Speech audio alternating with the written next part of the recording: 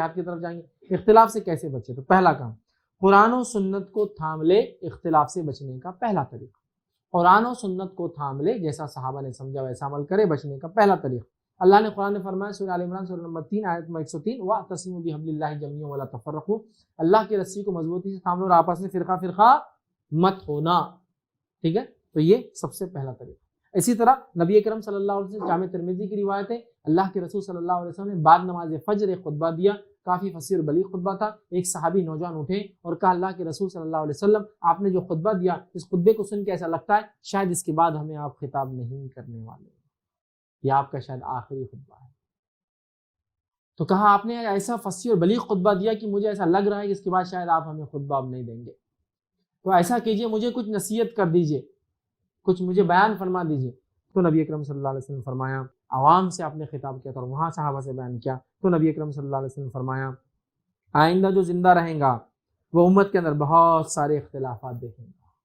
تم مجھ سے چاہتے ہو کچھ میں نصیحت کر دوں تو تم سنو پھر میری بات، آئندہ جو میرے بعد زندہ رہیں گا وہ امت میں بہت اختلافات دیکھیں گا، تو تم باقی رہنے والوں کو میری وصیت ہے کہ نئے نئے فتنوں سے اور نئی نئی بدعتوں سے، بدعتوں میں نہ پڑنا، نئے نئے فتنوں میں اور نئے نئے کام دین میں ایجاد مت کرنا، کیونکہ یہ سب گمراہی ہے، کیونکہ یہ سب گمراہی ہے۔ چنانچہ تم میں سے جو شخص ان حالات کو پالے اسے چاہیے کہ وہ میری اور میرے ہدایت یافتہ خلفاء راشدین کی پیروی کرے، ٹھیک ہے، کہ سنت پر قائم رہے اور جمع رہے اور میری اس نصیحت کو اپنے دانتوں کے ذریعے مضبوطی سے تھام لو، کیونکہ جب انسان کے ہاتھ کٹ جاتے ہیں نا تو دانت سے ہی پکڑتا چیز، جب ہاتھ نہیں ہوتے یا کٹ جاتے ہیں، اور دوسرا ہاتھوں کی پکڑ سے مضبوط دانتوں کی پکڑ ہوتی ہے، داڑوں سے پکڑ لو میری اس بات کو، جو میرے بعد رہیں گا وہ بہت اختلاف دیکھیں گا، بہت اختلاف دیکھیں گا، تو کیا کرو؟ تو میری سنت پہ چلنا، ایسے اختلاف ہے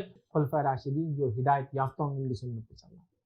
تو یہ نصیحت تھی آخری اللہ کے رسول کی، نئے نئے کام مت کرنا اس دین کے اندر، کیونکہ ہر نیا کام گمراہی ہے، اور میرے بعد جو زندہ رہیں گا بہت اختلاف دیکھیں گا، تو کیا کرنا؟ میری سنت اور خلفاء راشدین کی سنت، اس لیے کہا قرآن و سنت کو تھام لو انشاءاللہ العزیز۔ یہ پہلا طریقہ اختلاف سے بچنے کا۔ دوسرا